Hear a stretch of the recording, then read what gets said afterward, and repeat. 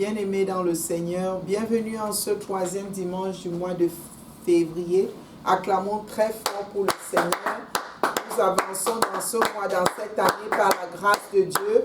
Et ce mois de février est fondé sur le service. Alléluia. Que le Seigneur nous aide à le servir de mieux en mieux, comme nous comprenons les principes du service, parce que c'est un grand principe dans le royaume. Alléluia. Si nous sommes appelés à Christ, c'est d'abord pour servir Dieu. Amen. Ce n'est pas seulement pour avoir des plaisirs, mais c'est pour servir Dieu. Alléluia. Amen. Amen. Seigneur notre Dieu, nous sommes encore à tes pieds. Papa, viens nous enseigner. Donne-nous de comprendre ta parole dans sa profondeur. Et instruis-nous, Seigneur. Inspire-nous pour mieux faire dans le service chrétien. À toi la gloire au nom de Jésus. Amen. Amen. Alléluia. Amen. Bien-aimés dans le Seigneur, que la paix de Dieu notre Père soit donnée à chacun de nous dans le nom précieux de Jésus-Christ notre Seigneur. Amen. Amen. Alléluia. Amen. Dimanche dernier, nous avions vu que servir Dieu, c'est un signe d'amour pour Dieu. Alléluia. C'est notre manière d'exprimer à Dieu notre amour. Parce que Dieu lui-même nous a aimés et il nous a servi le premier, en donnant ce qu'il avait de plus cher, son Fils unique, le Seigneur Jésus. Alléluia. Qui, par sa mort à la croix et par sa résurrection, nous a sauvés de la mort et de la malédiction. Alléluia. Et à cause de ce que nous sommes devenus des chrétiens, en acceptant Jésus comme Seigneur et Sauveur, nous sommes devenus des serviteurs de Dieu volontairement. Alléluia. C'est notre responsabilité. Dès que nous acceptons Christ comme Seigneur, c'est notre responsabilité d'entrer dans l'alliance de service avec Dieu. Alléluia. Amen. Et Christ est venu lui-même nous montrer le modèle de service et il a réussi dans son ministère de 3 ans et demi. Il a accompli sa mission. Et de la même manière, il veut que nous accomplissions notre mission pendant que nous sommes encore ici sur terre, en attendant qu'il revienne pour chercher son Église. Et le succès dans la mission que Christ nous a donnée revient à ce qu'il nous a promis, l'Esprit Saint, qui va nous soutenir, nous conduire, nous apprendre toutes choses. Bien-aimés, nous avons vu en parole d'exhortation que le Seigneur nous a déjà revêtus de puissance. Il avait dit à ses disciples de l'Église primitive, attendez jusqu'à ce que vous soyez revêtus de puissance pour être mes témoins à Jérusalem, en Judée, en Samarie et dans jusqu'aux extrémités de la terre. Et nous avons vu que le Saint-Esprit est descendu à la Pentecôte pour leur donner cette capacité, ce revêtement de puissance. Et quand tu acceptes de servir Christ, tout enfant de Dieu reçoit le Saint-Esprit en lui dès ce jour-là. Alléluia. Donc, nous sommes outillés. Nous sommes outillés pour servir le Seigneur. Que tu sois femme, que tu sois homme, si tu es enfant de Dieu, tu as l'onction du Saint-Esprit en toi. Alléluia. Mais nous ne pouvons pas réussir dans la mission comme Christ a réussi s'il nous manque une chose, et c'est de cette chose dont nous allons parler aujourd'hui, c'est le caractère. Alléluia. Amen. Le caractère du serviteur de Dieu. Amen. Bien-aimé, le caractère, c'est ce que nous exprimons, c'est ce que nous extériorisons dans les relations interhumaines, dans notre quotidien. Et ce caractère est bâti. Il est bâti premièrement par la discipline, l'éducation que nos parents nous donnent, par l'éducation que nous acquérons pendant que nous nous formons et pendant que nous nous frottons aux autres, pendant que nous recevons la parole de Dieu. Notre caractère en tant qu'individuel se développe. Alléluia. Et nous avons des choix que nous faisons qui impactent ou qui influencent notre caractère.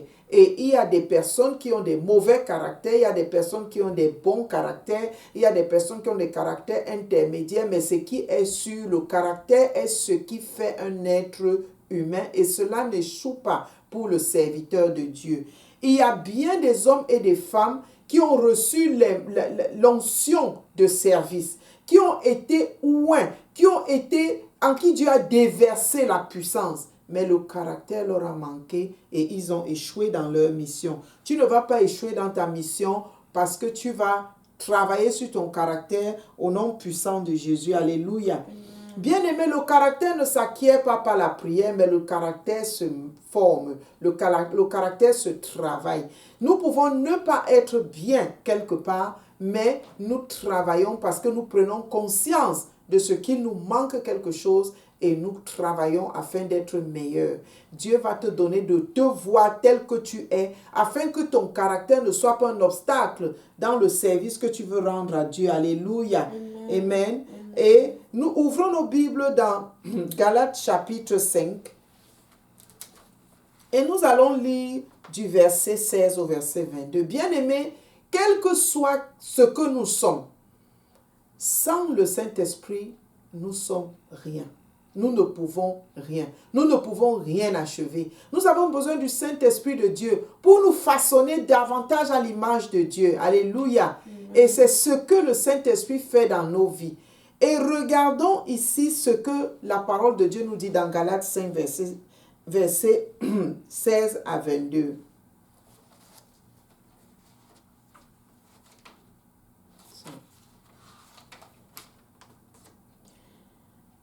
Je dis donc, marchez selon l'esprit, et vous n'accomplirez pas les désirs de la chair. Car la chair a des désirs contraires à ceux de l'esprit, et l'esprit en a de contraires à ceux de la chair. Ils sont opposés entre eux, afin que vous ne fassiez point ce que vous voudriez. Alléluia. Si vous êtes conduits par l'esprit, vous n'êtes point sous la loi. Or, les œuvres de la chair sont manifestes. Ce sont l'impudicité, l'impureté, la dissolution, l'idolâtrie, la magie, les inimitiés, les querelles, les jalousies, les animosités, les disputes, les divisions, les sectes, l'envie, l'ivrognerie, les excès de table et les choses semblables. Je vous dis d'avance, comme je l'ai déjà dit, que ceux qui commettent de telles choses n'hériteront point le royaume de Dieu. Bien-aimés dans le Seigneur, on fait une pause ici. Les œuvres de la chair, c'est ce qui détermine le mauvais caractère, les mauvaises habitudes. Si nous exprimons cela, nous ne pourrons pas réussir dans notre mission de service. Nous allons passer le temps à être un problème dans la maison de Dieu au lieu d'être une solution comme Christ a été une solution. Bien-aimés, comment pouvons-nous être un sujet de bénédiction si dans la maison de Dieu nous sommes ivrognes, nous aimons la dispute, nous marchons dans la chair? Il n'y a pas de possibilité de plaire à Dieu et même pas à un individu tant que nous exprimons les attitudes primitives, instinctives, qui n'ont pas de mesure, qui n'ont pas de limite. Si nous ne savons pas parler aux uns et aux autres avec respect et considération, nous ne pouvons pas être serviteurs de Dieu. Bien-aimé, le serviteur de Dieu est déjà libéré de l'emprise de la chair. Il a un contrôle sur ce qui est mauvais et davantage sur son comportement et sa parole. Et à cause de ce problème de caractère, beaucoup de gens fuient les églises. Beaucoup de gens abandonnent la foi parce qu'ils sont heurtés. Ils vont dans une église et c'est l'homme de Dieu ou le leader qui vient faire la cour à la jeune fille pour dormir, coucher avec elle, alors qu'elle sait que la parole de Dieu ne le permet pas. C'est la fornication.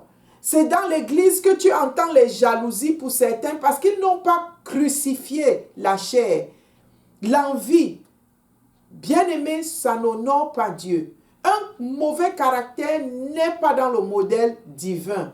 Bien-aimé, travaille ton caractère si tu exprimes encore les œuvres de la chair et c'est parce que l'esprit n'a pas pris la domination sur toi.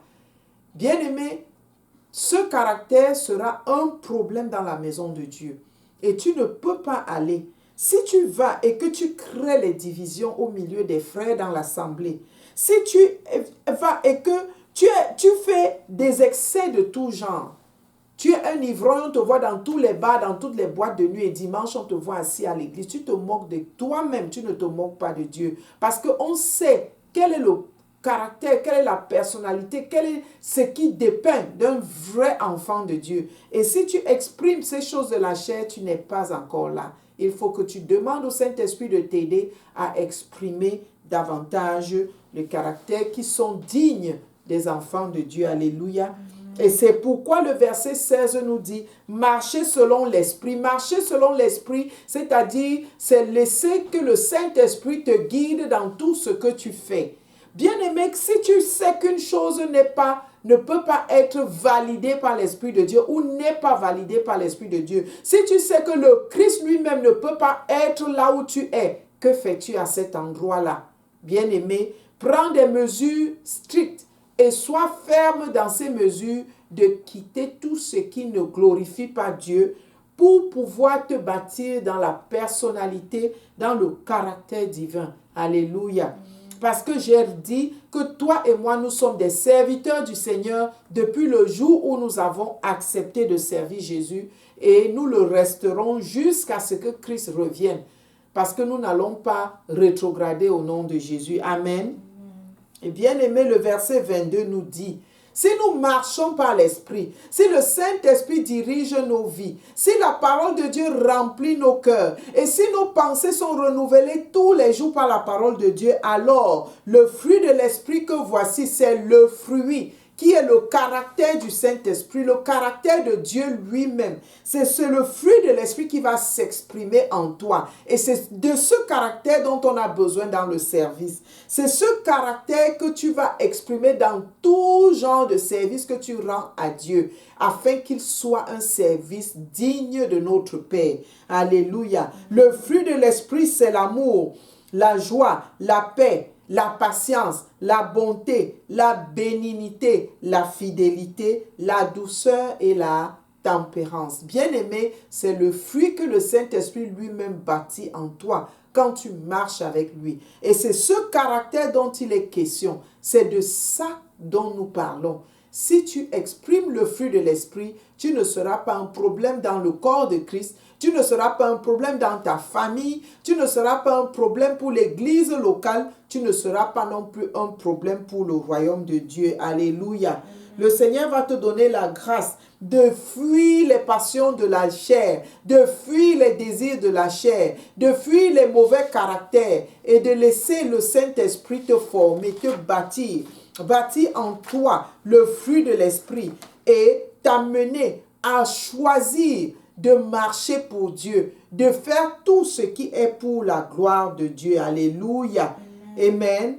Et nous lisons dans Romains 12, le verset 2, qui nous dit de ne pas se conformer au siècle présent, mais d'être transformé par le renouvellement de l'intelligence. Et ce qui renouvelle l'intelligence, c'est la parole de Dieu. Laissons-nous transformer par la parole de Dieu. Et cette parole, quand elle entre en nous, non seulement elle bâtit la personnalité du Saint-Esprit, la personnalité du Seigneur Jésus, mais elle nous donne de discerner quelle est la volonté de Dieu, ce qui est bon, agréable et parfait. Bien-aimé, tel est le principal moyen qui nous aide à fuir les choses de la chair et à nous remettre à la page avec le Saint-Esprit. Alléluia, c'est un choix. Si tu veux être victorieux dans ton ministère, si tu veux être victorieux dans ta marche quotidienne avec Christ, tu as besoin de te laisser conduire par le Saint-Esprit. Tu as besoin d'accepter de marcher par l'Esprit et non pas selon la chair. Alléluia.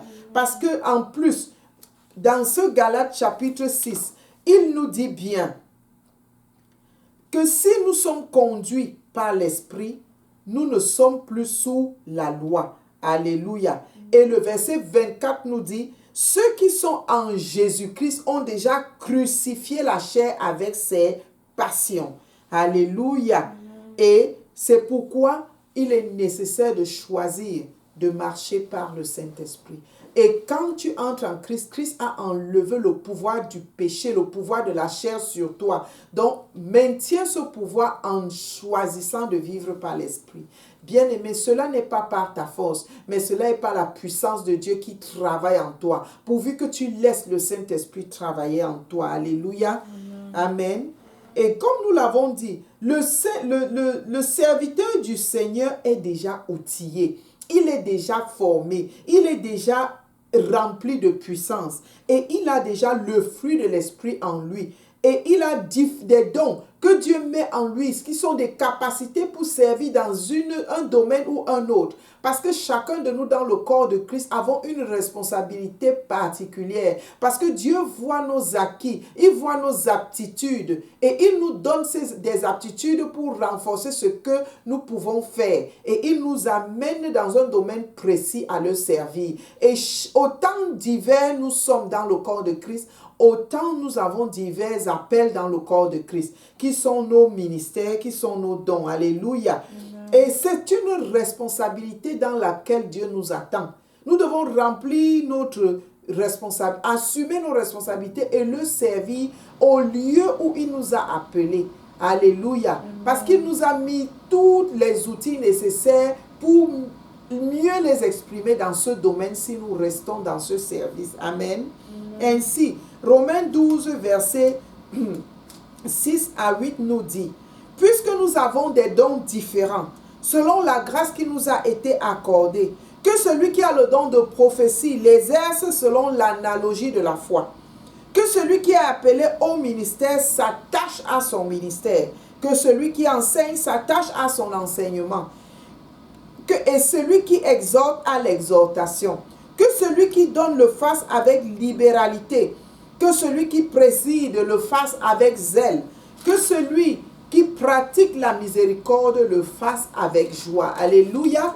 Et nous voyons ici encore s'exprimer le fruit de l'esprit dans le service. Nous devons faire notre service avec rigueur, avec attachement, dévouement, avec loyauté. Pourquoi? Parce que nous aimons Dieu.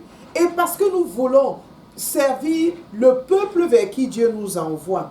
Bien-aimés, quand nous décidons de servir Dieu, nous devons nous assurer que nous exprimons le fruit du Saint-Esprit dans ce service, afin de ne pas marcher à contre-courant.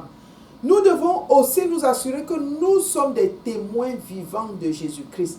Que les gens voient en nous Christ quand nous sommes présents, quand nous sommes là. Que quand ils se souviennent même de nous, qu'ils se souviennent de la qualité de notre service.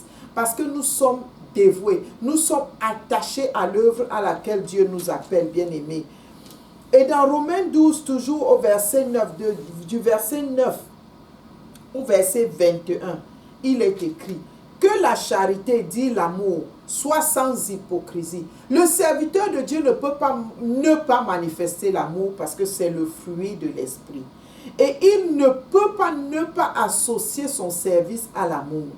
Mais cet amour doit être un amour pur, un amour sans hypocrisie, un amour qui aime montrer à l'autre ses limites sans l'amoindrir, sans le heurter, sans le rejeter. Et je lis au verset 9, que la charité soit sans hypocrisie. Ayez le mal en horreur, attachez-vous fortement au bien. Par amour fraternel, soyez pleins d'affection les uns pour les autres. Par honneur, usez de prévenance réciproque. Ayez du zèle et non de la paresse. Soyez fervents d'esprit, servez le Seigneur. Réjouissez-vous en espérance. Soyez patients dans l'affliction, persévérer dans la prière. Bien-aimé dans le Seigneur, le serviteur de Dieu est compatissant. Il sait vivre et ressentir les douleurs des autres. Il sait apporter son soutien à ceux qui en ont besoin. Le serviteur de Dieu, il sait témoigner du Seigneur Jésus, de son amour. Il sait vivre dans la paix avec les autres. Il est hospitalier. Si tu es serviteur de Dieu et que personne n'entre jamais dans ta maison pour boire un verre d'eau, il y a problème. Si tu es égocentrique étant serviteur de Dieu, il y a un problème. Tout n'est pas pour toi. Dans le principe du royaume, c'est que rien n'est pour toi. Tu donnes ce que tu as. Alléluia. Tu partages avec l'autre ce que tu as. Bien-aimé, le serviteur de Dieu doit être humble. L'orgueil n'est pas de Dieu, c'est de Satan. Souvenons-nous qui est notre maître. Et Jésus lui-même, il a été l'humilité exprimée. L'exemple même d'humilité. Lui qui était Dieu, il s'est humilié jusqu'à prendre ta place et ma place. La place même de serviteur. Bien-aimé, il nous a montré le modèle à suivre. Donc le serviteur de Dieu en termes de caractère, il est ouvert, il est hospitalier, il est amour et il soutient les autres dans le besoin. Et ici, il travaille. Il travaille. Non seulement il travaille pour lui-même, pour pouvoir se prendre en charge, il ne dépend pas des autres. Ne soyons pas un problème pour l'Église, pour le corps de Christ. Parce qu'on ne veut pas travailler, on est paresseux et on attend que les autres subviennent à nos besoins. Non. Le serviteur de Dieu travaille et utilise même les dividendes de ce qu'il gagne pour servir Dieu, pour aider un frère ou une sœur. Il utilise l'argent de sa poche pour injecter dans le soutien aux frères dans les besoins. Alléluia. Il est plein d'affection pour les autres. Et il partage cette affection. Il ne reçoit pas seulement, il donne aussi de l'affection. Alléluia. Le verset 13 dit, pourvoyez aux besoins des saints et exercez l'hospitalité. Bénissez ceux qui vous persécutent. Bénissez et ne maudissez pas. Réjouissez-vous avec ceux qui se réjouissent. Pleurez avec ceux qui pleurent. Ayez les mêmes sentiments les uns envers les autres. N'aspirez pas à ce qui est élevé, mais laissez-vous attirer par ce qui est humble. Ne soyez point sages à vos propres yeux. Ne rendez à personne mal pour mal. Recherchez ce qui est bien devant tous les hommes. Et s'il est possible, autant que cela dépend de vous, soyez en paix avec tous les hommes. On n'a pas dit certains hommes. Le serviteur de Dieu est un homme qui recherche la paix, est un être qui sème la paix, est un être vers qui les gens aiment aller. Si les gens te fuient, pose-toi la question.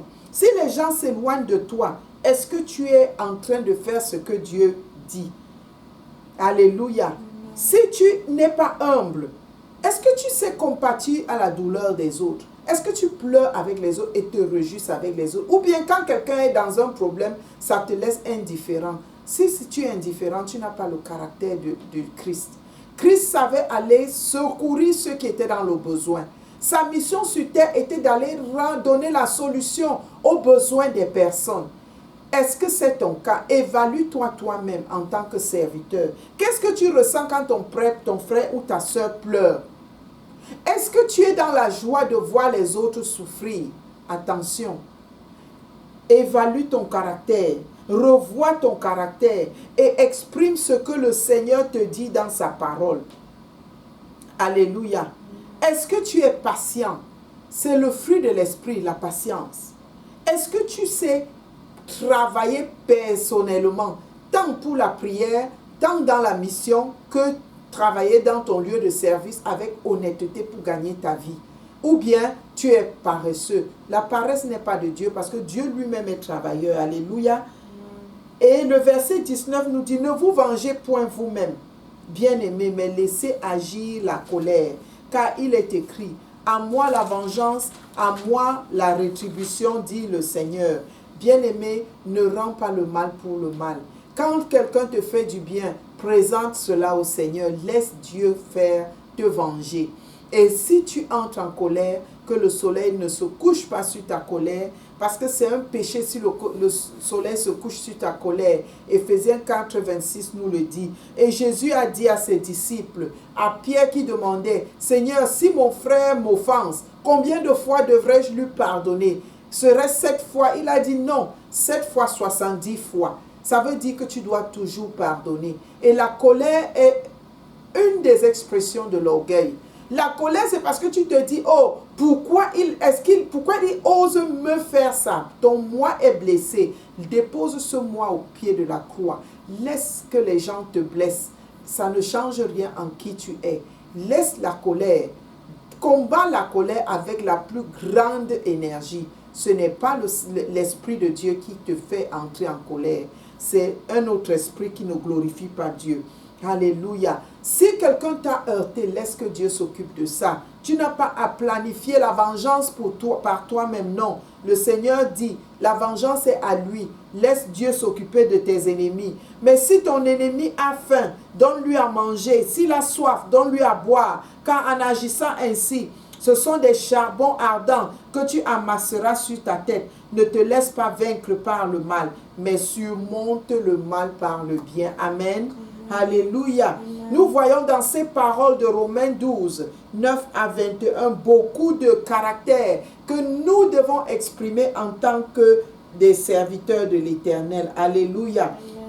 Nous devons savoir écouter les autres. Nous devons savoir nous écouter, savoir nous évaluer dans nos relations interhumaines. Si tu es face à des personnes et que tu parles et que la contenance de leur visage change, leur comportement change, ils s'éloignent de toi, alors tu n'es même pas capable de savoir quand tu blesses les autres, de savoir parler avec respect, avec humilité, avec chaleur. Bien-aimé, on peut faire des reproches sans blesser les autres. Jésus veut que nous soyons les gardiens les uns les autres, que nous soyons là pour nous élever mutuellement. Mais ça ne doit pas se faire dans les heurts, dans les blessures. Nous ne devons pas être rudes dans la manière de manipuler la parole en tant que serviteur de l'Éternel. Et si nous ouvrons nos Bibles dans 1 Timothée 5, versets 1 à 3, c'est Paul qui donnait ce conseil à Timothée. Ne réprimande pas rudement le vieillard, mais exhorte-le comme un père. Exhorte les jeunes gens comme des frères, les femmes âgées comme des mères, celles qui sont jeunes comme des sœurs, en toute pureté. Bien-aimé, la rudesse dans le langage est un problème pour le serviteur de Dieu. Tu ne dois pas manipuler ta langue de manière à blesser, parce que la bouche qui bénit Dieu ne peut pas heurter les autres, ne devrait pas heurter les autres. Et souvent, des grands hommes de Dieu, de grandes femmes de Dieu ont eu des problèmes dans leur ministère à cause de la manière qu'ils avaient de manipuler leur langue. Cela ne sera pas ton cas au nom puissant de Jésus. Alléluia. Que les membres de ta communauté chrétienne, sociale ou familiale témoignent de toi comme quelqu'un qui use bien de sa langue. Alléluia. C'est pourquoi il est important d'écouter ce que nous disons, de nous écouter parler, de nous auto-évaluer dans nos relations interhumaines, si nous voulons nous corriger, si nous voulons laisser l'esprit nous transformer. Parce que quand nous ne sommes même pas capables de remarquer un problème, comment pouvons-nous chercher des solutions? Nous ne pouvons même pas voir notre mal, mais nous voyons le mal des autres. Il est important, Jésus a dit, pourquoi tu vois la paille qui est dans les yeux de ton voisin alors que tu ne vois pas la poutre qui est dans ton œil? Retire d'abord ce qui est dans ton œil. Donc c'est la nécessité. Il interpellait son peuple à pouvoir s'auto-évaluer. C'est très important que nous puissions connaître nos faiblesses parce que c'est de cette manière que nous pouvons nous laisser transformer par le Saint-Esprit. Alléluia. Bien-aimés, nous devons savoir que Dieu nous a appelés au service, mais le caractère est très important pour que nous soyons des serviteurs qui remplissent leur mission dans le sens que Dieu a prévu. Alléluia. Et si les personnes viennent dans l'église et sont heurtées par la façon dont tu te comportes avec elles, par la façon dont tu leur parles, par ta manière de te comporter. Si des gens viennent dans l'église et c'est les commérages partout, les gens ne sont pas aimés et c'est la chair qui s'exprime au lieu de l'esprit, alors il y a un problème. Bien-aimé, que cela ne soit pas ton cas au nom de Jésus. D'où la nécessité de nous évaluer à la lumière de la parole de Dieu, d'être honnête avec nous-mêmes et que ceux qui sont aussi dans notre proche entourage aient la capacité de nous dire nos défauts, de nous amener à changer et non pas d'exciter notre colère ou notre ego. Si nous donnons une remarque avec douceur, elle amène les autres à accepter leur faiblesse et à même accepter l'aide que nous voulons leur donner pour être transformés.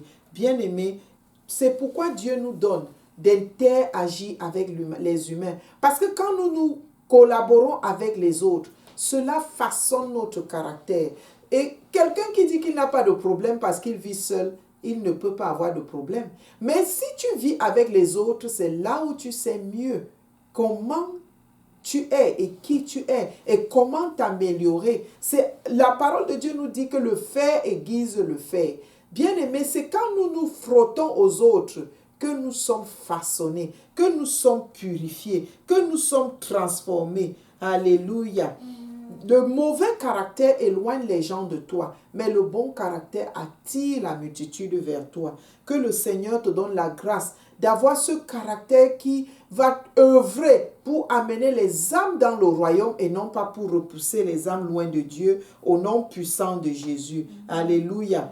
Que le Seigneur te donne la grâce d'être un serviteur chaleureux, un serviteur qui exprime le fruit de l'esprit, un serviteur qui exprime le caractère du Seigneur lui-même et qui portera beaucoup de fruits pour le royaume au nom puissant de Jésus. Bien-aimé, il va de soi que si tu n'es même pas déjà enfant de Dieu, tu ne peux pas exprimer le caractère du Saint-Esprit.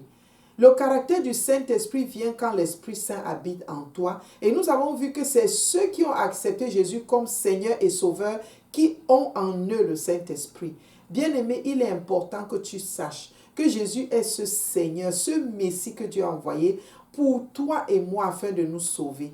Et il dit, tous ont péché et sont privés de la gloire de Dieu. Mais ils sont gratuitement rachetés par le Seigneur Jésus. Alléluia, c'est par grâce que nous sommes sauvés. Ce n'est pas par nos moyens, mais c'est au moyen de la foi en Jésus-Christ que nous sommes sauvés. Lui qui est la parole de Dieu faite chair. Je te prie d'accepter Jésus aujourd'hui dans ton cœur. Et si tu veux l'accepter comme Seigneur et Sauveur personnel, répète après moi, Seigneur Jésus, j'ai entendu ta parole. Et j'ai compris que sans ton esprit, je ne peux pas avoir ton caractère. Seigneur, je viens à toi aujourd'hui, Seigneur, te supplier de me pardonner mes péchés. Je te reçois comme mon Seigneur et mon Sauveur personnel. Je t'abandonne toute ma vie et je te remercie de t'être révélé à moi aujourd'hui. Merci Seigneur de m'avoir sauvé. Au nom de Jésus, nous avons prié. Amen.